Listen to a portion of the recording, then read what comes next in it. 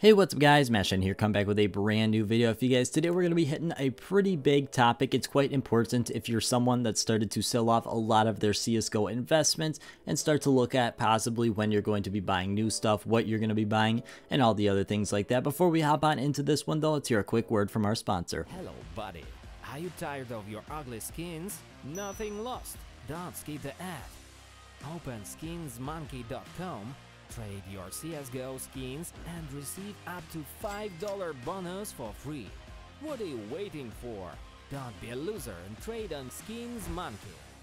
Psst, there is also a 25% deposit bonus. Now, a lot of people have been selling off recently, and that's completely okay, that's completely good. Everything is dependent on what price point you wanted to get, and a lot of people, if their price point was only 20% higher, a lot of people achieve that and therefore are going to be starting to sell off. For me personally, I think there's a lot of risk selling here, and there's also a lot of risk holding. For me personally, I'm going to be holding everything except 200 Spectrum 2 cases. I'm just wanting to get a little bit more steam balance going, but I want to hit a little bit more on those two statements I just make. There's a lot of risk in holding and there's a lot of risk in selling. First up, there's a lot of risk in holding. I say a lot of risk. There's just the risk of missing out on some pretty decent profit. I mean, if prices go back to what they were beforehand, exactly even, you missed out on a pretty significant opportunity, a pretty decent amount of profit. I think everyone can see that. At the same time, there's also that risk in selling I talked about. Now, the risk in selling is going to be completely different than the risk in holding.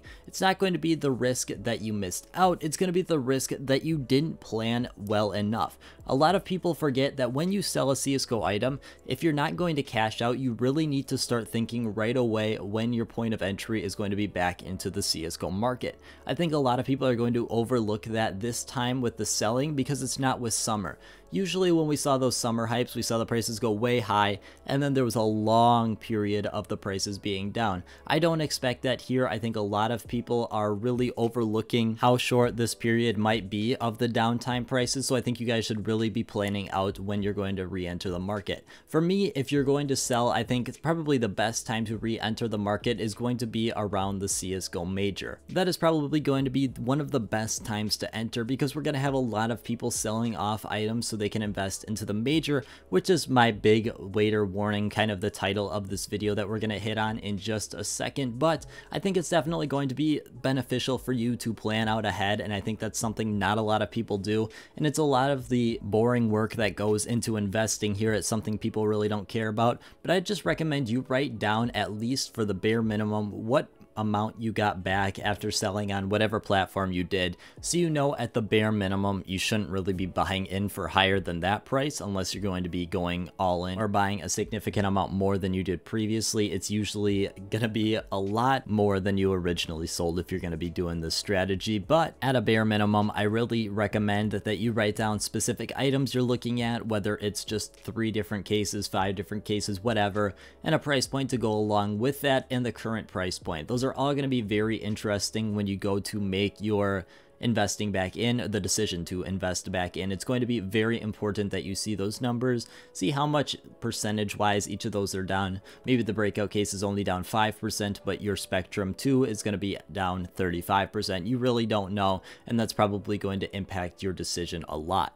Now, the huge warning that I mentioned in the title is going to be made up of 2 things. One, obviously, plan your entry point back into the market if you're selling off here. I've kind of hit on that a little bit. The second piece is there's going to be a lot of people investing into this CSGO Major, and I think that's something I really haven't talked about, and I think it's something that's going to get overlooked once again. We saw Stockholm as a very successful Major. There was a lot of factors for that, one of which was RMR. RMR was a huge factor for Stockholm because we saw a lot of people lose a significant amount of money and get burned from investing into majors. Personally speaking, if I knew that Stockholm was going to do well, I would have put everything into it, along with everyone else. Obviously, we've got that hindsight bias there. We know it's going to be a good major, so we're going to invest a lot into it. There was a lot of hesitancy there just because we saw RMR beforehand, and we saw how poorly that turned out for so many people. The next factor is going to be the stickers. Stockholm had one of the best looking sticker designs we have seen in such a significant amount of time. I can't overemphasize this enough. I mean, those are probably the best looking stickers we're going to get in the next couple of years potentially if we don't get another great looking sticker, which I honestly don't know if we will. PGL really performed well there. It seems like they invested all of their resources into the stickers rather than their audio, but I digress. When we look at these Antwerp stickers, it seems very obvious to me and a lot of other people that it's going to be a very easy design for them to just throw the team's logo on top of that background design, and it's going to end up looking pretty mediocre at best, I would say. Now, there's definitely going to be investment potential there. A 25-cent sticker capsule that looks better than RMR is probably going to succeed, but there's going to be a lot of people investing into it, and when there's significantly less demand than we saw with Stockholm and significantly more investors than we saw with Stockholm, it could lead to another RMR-esque situation where it might not be as extreme as RMR, because RMR stickers are pretty horrendous looking, but at the same time it's not going to be as good as Stockholm. I think Stockholm literally was the best case scenario. I mean, those stickers looked great, we saw not too many people investing into it, and now there's starting to be a significant amount of profit for it. So I think there's definitely a lot of great things that came from Stockholm that are going to be hurting Antwerp down the road. Now, what's really unfortunate about the CSGO market is there's not like a specific indicator we can look for. When we're looking at the stock market, there's usually rough general outlines that we can follow that usually mean something. Now, in CSGO terms, there is still those rough outlines. One big one we're going to be talking about in just a second, but they really don't mean much in talking about where we might go. They could happen 3 years in a row and just stop, which is might happen here. We really don't know. The one we're really going to be talking about though is the sticker capsule 2. It's the main one I always point out personally because it's so easy to see when those peaks are. When we look at something like the sticker capsule 2 here, we can look at the graph and see that there is a very easily seen spike. I mean, we see 3 easily seen spikes. I mean, that's not hard to see at all.